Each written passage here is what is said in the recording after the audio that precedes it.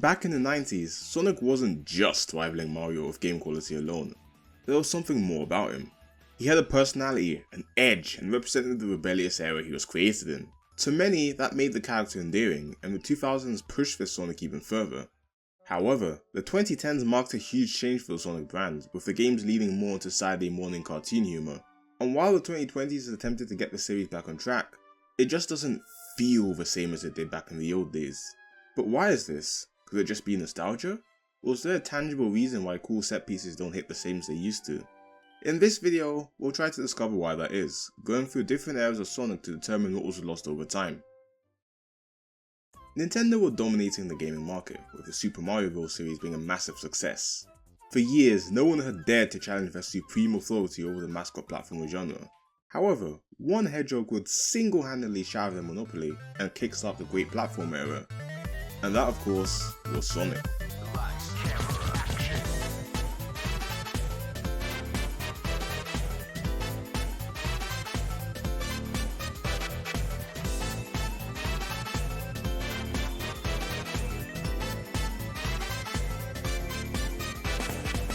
And unlike Mario, who was a blank canvas in terms of character, Sonic had tons of it. Everything from his signature idle animation to his design radiated with the edge of rebellious teens of the 90s and became a core part of the series. Every game was made with the expectation that it would surpass the current one, taking the series to new heights. Sonic CD had the badass anime intro that showcased even more of Sonic's rebellious personality, Sonic 2 introduced Super Sonic and Tails, and Sonic 3 introduced a whole new cast of characters and actual in-game cutscenes to the franchise. When the games transitioned to 3D or Sonic Adventure, all the traits listed above were kicked up a notch.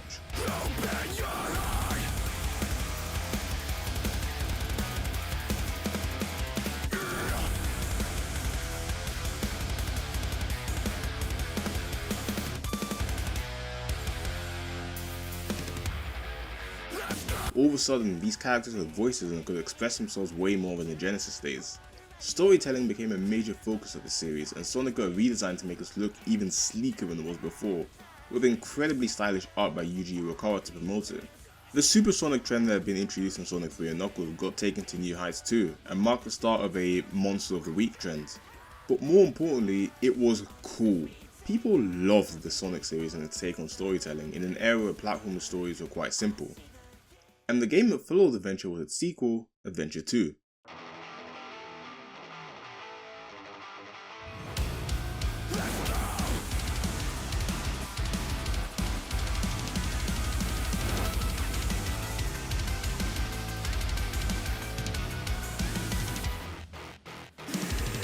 It improved on the previous game in almost every way possible, with sleeker visuals, a high-stakes story, intriguing characters, and a greater sense of style overall. To many, this was the pinnacle of Sonic's coolness.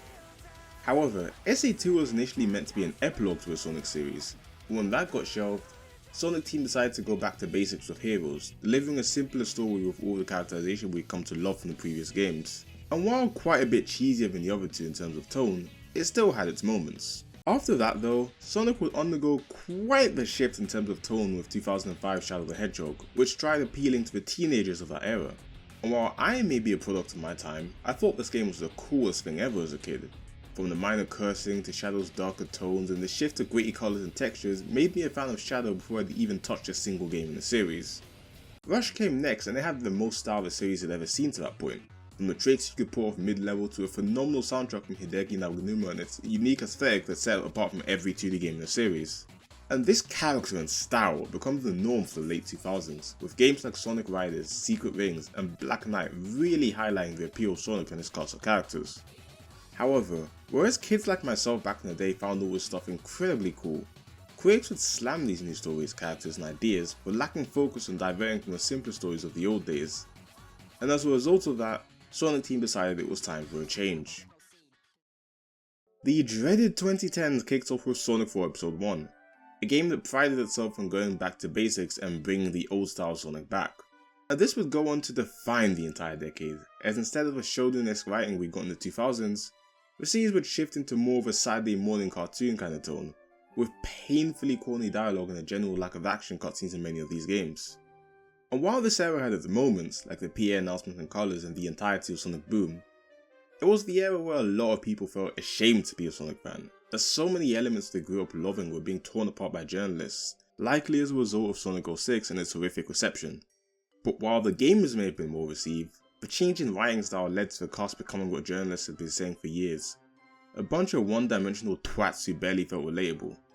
And it led to a lot of the adventure era crowd feeling alienated, as the Sonic they loved had just disappeared overnight. Fortunately for them though, a new era was on the horizon.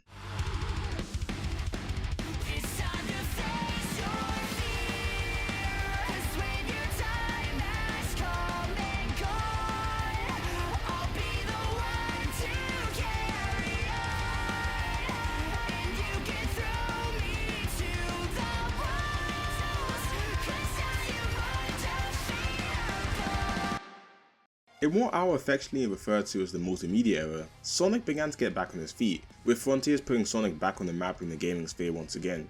Its tone, sick-ass DBZ Titan fights, and phenomenal Titan themes made the wider gaming audience take Sonic seriously again, and Shadow Generations built upon the foundation Frontiers had while improving some of the worst aspects of that game. That begs the question though, if the current games are providing cool moments just like the 2000s, what makes these less cool? In my opinion, it's three things. By far the biggest reason why these Sonic games fall flat in the spectacle department is the visual design of these games.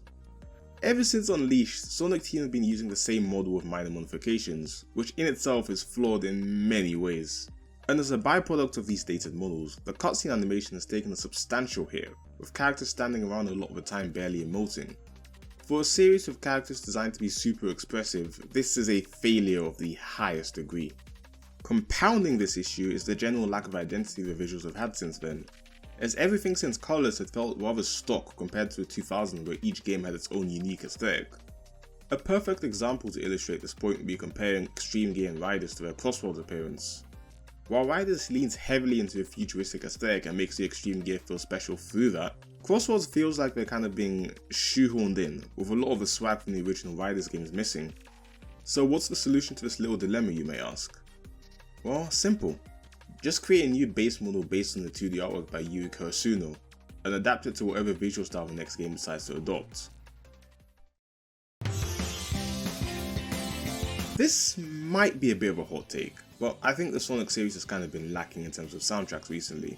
My biggest issue of the ones as of late is they've either been incredibly unfocused, like Superstars, or leaned too much into EDM style, like Frontiers, Cyberspace and Shadow Gens. One of the best things about the older titles was the fact they could switch up the genre when needed, which complemented the vast range of scenarios, characters and emotions you'd feel while playing the games. Adventure 2 probably does this the best, with so many character themes and different genres in music. For instance, when playing as Eggman or Tails, Prestigious have rock music to emphasize their more heads-on approach with the mechs. With a character like Rouge however, who's much calmer and more calculated, the genre changes to smooth jazz. Shadow gets electronic music to emphasize his artificial nature, Knuckles gets rap which serves as his thoughts while exploring the land, and Sonic gets rock seeing as his stages are often high intensity. With something like Sonic X Shadow Gens on the other hand, both the Sonic and Shadow title screens you see upon opening the game use the exact same style of EDM, with no variety whatsoever. Stuff like that is what I'd love to see future games tackle differently, because as is, these soundtracks are good, but good simply isn't enough when talking about Sonic the Hedgehog. Might not be a huge shock to most, but I'm personally not the biggest fan of this new voice cast.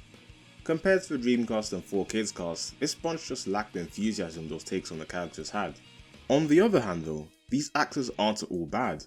In fact, they're pretty good when it comes to other forms of media. So why do they fumble with Sonic? The simple answer is voice direction. The way these actors are being told to deliver these lines harms the vocal performances so much because they all sound so out of character, which makes the actors seem incompetent when that's far from the case. Take Kirk's Shadow as an example. For years, people were dissatisfied with his performances due to his Shadow signing to Try Hard and Edgy. Then all of a sudden, Shadow Generations comes out with significantly improved performances, which got people realizing that the actor was never the problem, it was voice direction. Despite the many issues I have with this current cast, a solid voice director could get so much more out of this crop than the current guy is. Sonic, in many ways, was born out of a need to be cool as an answer to Mario's success. And over the years, as the series tried to replicate Mario's ever-growing success, it lost what made it so endearing to many kids back in the 2000s. And even though it's getting back on track, the remnants of a previous era are holding Sonic back from being as stylish as it yearns to be.